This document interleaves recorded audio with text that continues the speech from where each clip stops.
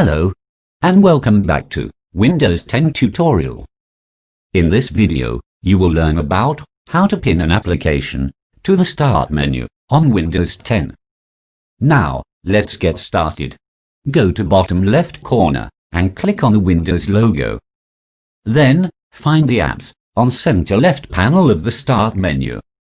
After that, simply drag your mouse to the right panel of the Start menu and drop it here.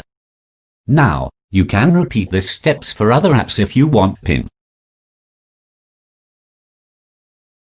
You can give title for this section. Now, if you are inside the folder, then the process to pin app to the Start menu is simply right-click your application and select Pin to Start.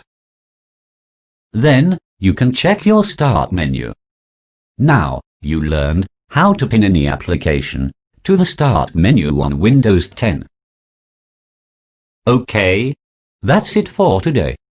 I will see you in next tutorial with amazing and interesting topics. And don't forget to like, comment, share, and subscribe to this channel.